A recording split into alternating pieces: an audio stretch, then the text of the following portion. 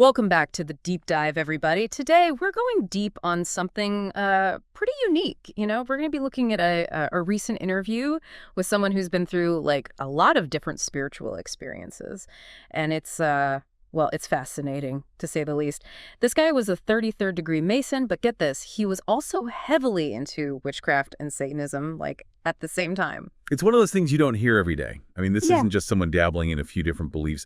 This is someone who is deeply entrenched, at least from his perspective, in multiple systems, even ones that seem to clash pretty dramatically.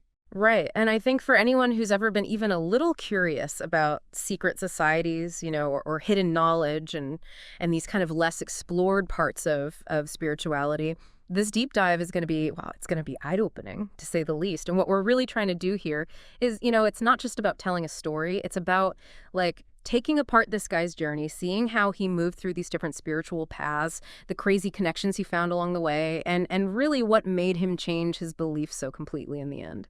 And the thing is, it doesn't matter how much you know about this stuff going in, because we're going to break it all down, make it clear, make it accessible. No need to get bogged down in all the jargon or anything like that.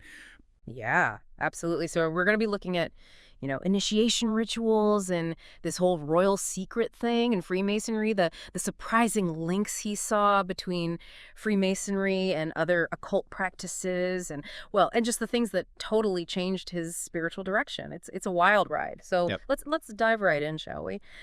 So this guy's journey starts out, and this might surprise you given where he ends up, but he wanted to be, get this, a Catholic priest. Yeah. I mean, that desire for spiritual devotion, that longing for something bigger than yourself, it's a pretty fundamental human thing, isn't it? And to think he starts out wanting to dedicate his life to the church, and then, where he ends up. It's quite a story. Yeah, so he's in this minor seminary college, right? All said to go down this path.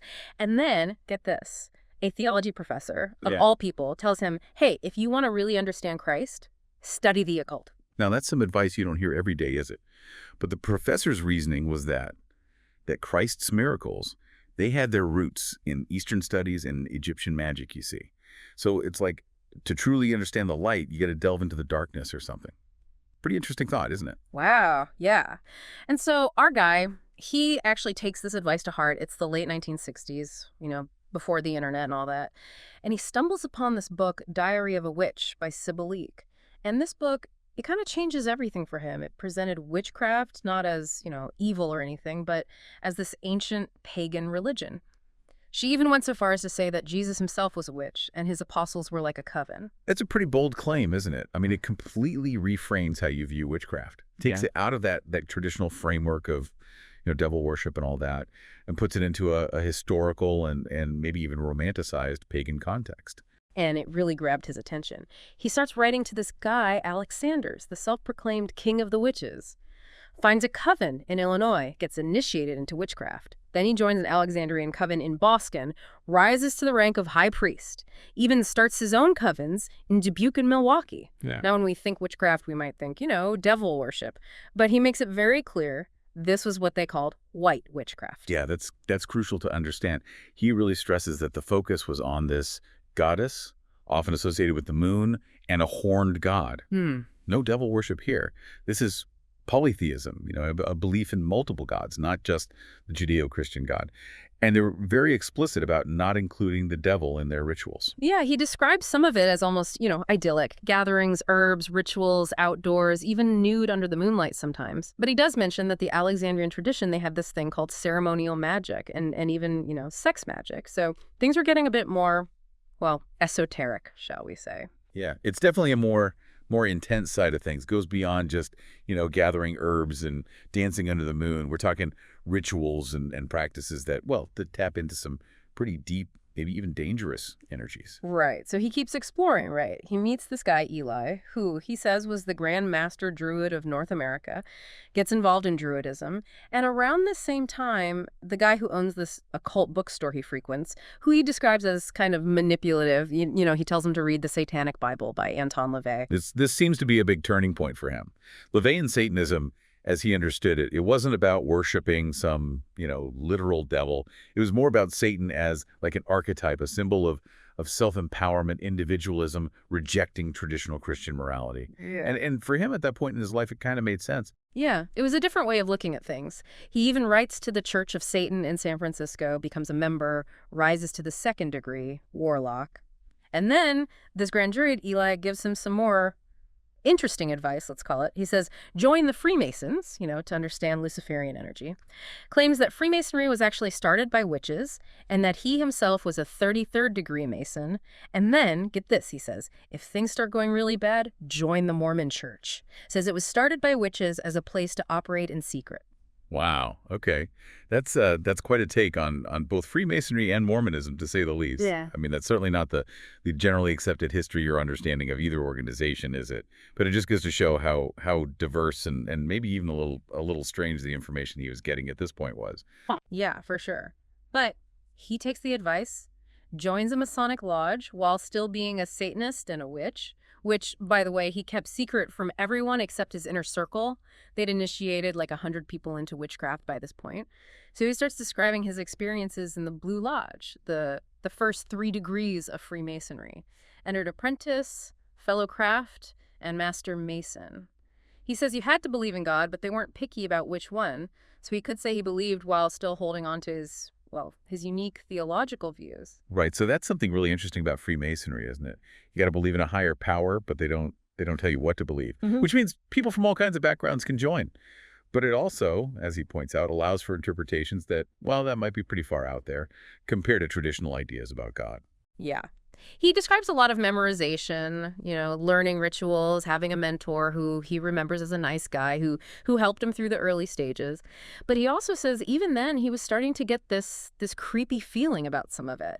And he describes the entered apprentice initiation ritual in detail. They strip him down, put him in these pajama-like clothes with his left knee and chest bare, blindfold him, put this cable, they called it a tow cable, around his neck, symbolizing being in bondage. Then they lead him to the lodge door. Wow.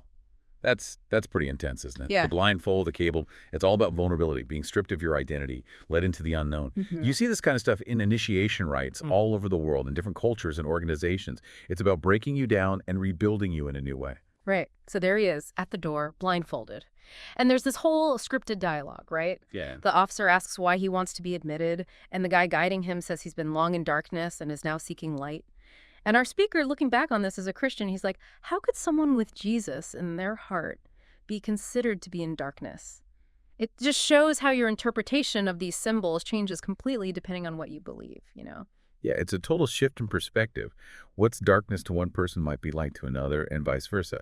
Symbols are powerful, but their meaning is ultimately up to the individual. So they lead him inside, still blindfolded, make him walk in a specific pattern, circumambulation, kneeling at an altar with a Bible on it. Then he takes the entered apprentice oath, which he describes as this long, gruesome thing with all these blood-curdling vows of secrecy. He remembers them talking about, like, cutting his throat, tearing out his tongue, burying him in the sand at low tide, if he ever revealed secrets. It's pretty graphic stuff. Yeah, those oaths, they're not messing around, are they? That kind of language, those vivid images, they really drive home the importance of secrecy within the organization. It's about creating a strong sense of loyalty and making sure no one spills the beans. Right. Then the worshipful master asks him, what do you most desire? And they tell him to say, light. So they take off the blindfold, and there's the Bible, the square and compass. They call them the 3 great lights of Masonry, along with 3 candles, the 3 lesser lights. And our speaker, based on Webster's dictionary, he says, look, Freemasonry is a religion. It's got a deity, rituals, a system of ethics. And he goes even further from his current viewpoint. He calls it an antichrist religion. That's a pretty strong statement, isn't it? And it's important to remember that's his interpretation. Freemasonry itself says it's not a religion, that it's a fraternal organization. But it does show how differently people can define religion and how much our own beliefs color how we see things. For sure. And he starts bringing up all these famous Masons who are also into the occult. Albert Pike, Albert Mackey, Arthur Edward Waite, who wrote a book on black magic. He even quotes Manly P. Hall, this big-time 33rd degree Mason, who is also a well-respected occult scholar.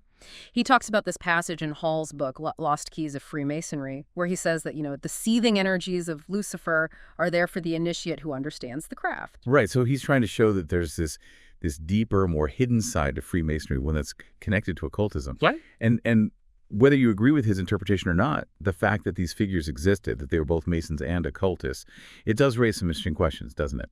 Yeah, absolutely. But he does say something really important. He thinks that most Masons, like the regular guys who join, they have no idea about any of this. They're there for, business connections, social stuff, maybe it's a family tradition. He even says he saw guys looking bored or falling asleep during rituals, but he still believes that there's this dark evil energy in Masonry and that it can affect members and their families negatively. He even talks about the Order of the Eastern Star, the women's group, and says they use a satanic pentagram. And he makes this disturbing connection between Freemasonry and child abuse, though it's important to say there's no real evidence to support that claim in any widespread way. Right. It's really important to be clear about that. What he's saying is based on his experiences and his beliefs. And it's not the way most people see Freemasonry. But it does show how powerful his own personal journey has been in shaping his view of things. So then he gets into the higher degrees of Freemasonry. He explains that after the Blue Lodge, you can go through either the York Rite, which has 7 more degrees, or the Scottish Rite, which has 29. He went with the York Rite first, became a Knight Templar, but he says the Scottish Rite degrees, they're seen as more creepy. Emelin mentions one, the 19th degree, where they supposedly summon the devil. Although how accurate that is and what it actually means, that's up for debate. The 32nd degree, the Sublime Prince of the Royal Secret, that's usually as high as most Masons go. The 33rd degree, which he eventually got, is more of an honorary thing, for people who've done a lot for the fraternity or the community. Right. So this whole system of degrees, it's a big part of Freemasonry. Yeah. And it's important to understand the difference between the earned degrees and the honorary ones, and how the different rites, like York and Scottish, they focus on different things, have different symbols. It's a pretty complex system. Oh, yeah. But then he goes into this really obscure part of Freemasonry, something most people have never even heard of, the Rite of Memphis Mitzrayim in Europe. And get this, he says it has 360 degrees. He claims he got all the way to the 96th degree through this group in Chicago, and then he was initiated into the 97th degree by the son of this occultist, Pappas. He says these higher degrees, they get into some really deep stuff, like sexual alchemy, ways to live forever, and the real meaning of the royal secret. Wow. Now, it's important to say this it's not part of mainstream Freemasonry, especially not in the U.S. Yeah, the Rite of Memphis Mitzrayim, it's a whole different ballgame, isn't it? It's way more obscure, way more esoteric. 360 degrees, that's mind-blowing. And it suggests that the teachings are, well, they're probably pretty far out there compared to what most Masons are familiar with. Right. And he says he got disillusioned because he kept asking these older Scottish Rite guys about the royal secret, and they had no idea what he was talking about. But according to him, in the Rite of Memphis Mitzrayim, the royal secret is that you can achieve immortality by, and this is really disturbing, by sexually abusing children. And it's absolutely crucial to say he emphasizes this over and over. Most Masons have no idea about this. He only came across it in this very specific, very high-level context. Right. That's a horrifying claim. And if it's true, it's a complete perversion of everything Freemasonry is supposed to be about. Yeah. But again, it needs to be stressed. This is what he says he learned in this very particular, very obscure branch of Freemasonry. It's not representative of the broader organization. Right. And he ties this all back to his idea of Satan as this entity that feeds off worship, off the oaths taken at the Masonic altar, even if the Mason himself doesn't realize what he's doing. He also talks about these disturbing stories he heard of people being ritually abused in lodges, laid on the altar. It's pretty heavy stuff. Yeah. Those kinds of allegations, they're incredibly serious. And it makes sense why they would solidify his negative view of Freemasonry. But again, it's important to treat them as individual testimonies, not as, proof that this is happening all over the place. Okay. So this leads us to, a really dark part of his story. He talks about how he sold his soul to the devil. And this happened with that Chicago group, the one connected to the Rite of Memphis Mitzrayim. He describes this ritual in a park, an altar with horns, a black book, this whole oath where he promises to serve Satan for 7 years in exchange for getting what he wants in life. And at the end of those 7 years, death and damnation. But he says back then, his view of hell, it was actually positive because of the satanic teachings. Wow. So he's so deep into this world of Satanism and the occult that even hell seems like a good place. It really shows how far he'd strayed from conventional beliefs. Yeah, right. And he signs this oath in blood. They tell him to find 7 other people to do the same thing. And he says he regrets it deeply, that he tried to help those people later on. But, things didn't go well. But even though he was this high-level warlock, as he puts it, he wasn't happy. Nothing good came of it. And then something really strange happens. He sends a check somewhere, and it gets returned to him with a message on it.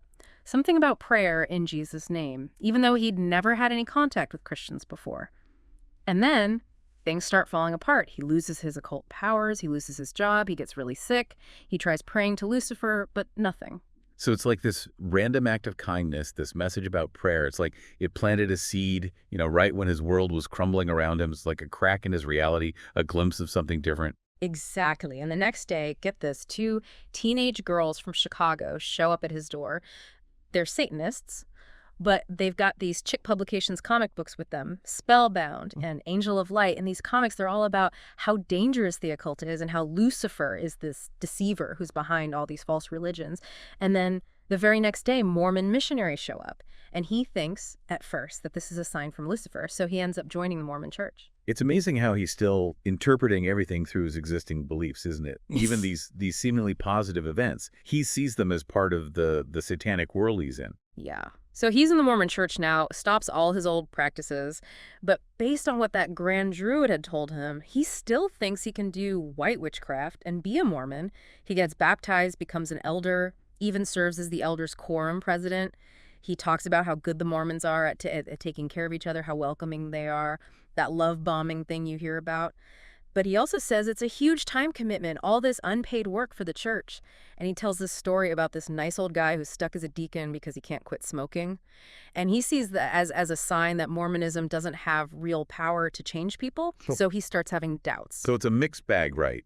He sees the good things about the community, the support, but he's also starting to see the cracks, the things that don't quite add up for him. Right. And then comes another turning point. He's back in Dubuque. And out of curiosity and maybe a little bit to try and, win people back to his old beliefs, he goes to this prophecy seminar. It's led by a Protestant evangelist. He'd never been to a Protestant service before. And the message, it's all about salvation by grace through faith. Not works, not rituals, just faith. And it blows him away. He argues with the guy about baptism, saying you needed to be saved. And the evangelist quotes Acts 16:31. Believe in the Lord Jesus Christ, and thou shalt be saved. And that verse, it hits him like a ton of bricks. Even though he'd read the Bible before, as a Mormon, this time it's different. Yeah. It's like finally the message is getting through, Yeah. all those years searching, all those different paths, and it all comes down to this one simple verse.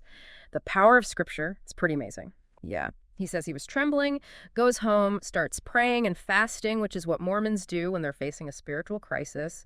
But he doesn't get that burning in the bosom or that feeling of mental confusion, which is supposed to be a sign from God in Mormonism. So he remembers those Chick Publications comics, finds the part about becoming a Christian, takes off his magic Mormon underwear, as he calls it, and prays the prayers. And he says he was born again. After that, he gets involved with the Assemblies of God in the Foursquare Church. Says he went through deliverance ministry and was set free from demons. Wow. So this is it, his conversion experience. It's a radical shift in his life and his beliefs. And it's interesting how it all came together. The comics, the Bible verse, his own personal struggles. It's a powerful story of transformation. Yeah.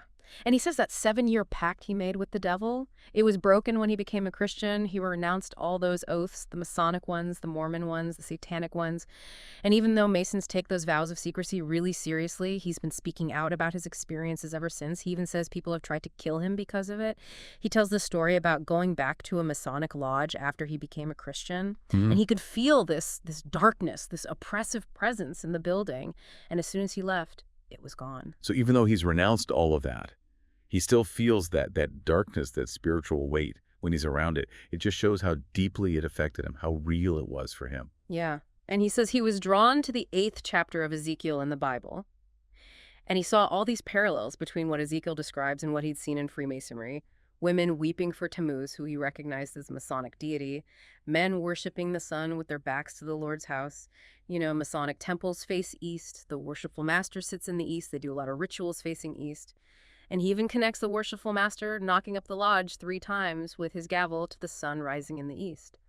So he sees this chapter as an attack on Freemasonry. He even wrote a letter to his lodge asking them to remove his name from their rolls. So he's using the Bible to understand and interpret his past experiences, to justify his decision to leave Freemasonry.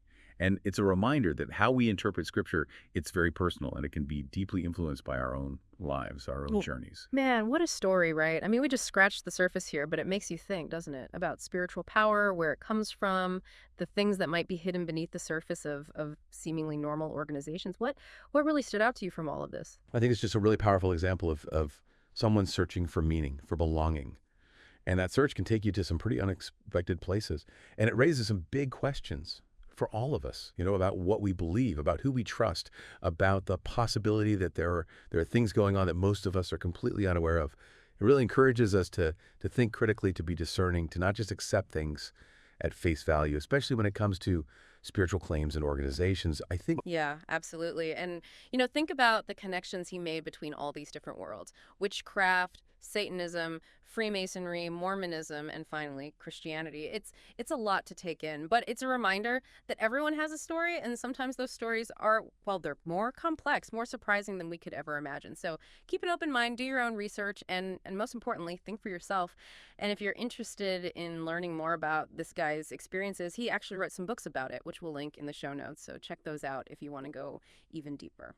Thanks for joining us for this deep dive. It's been a journey.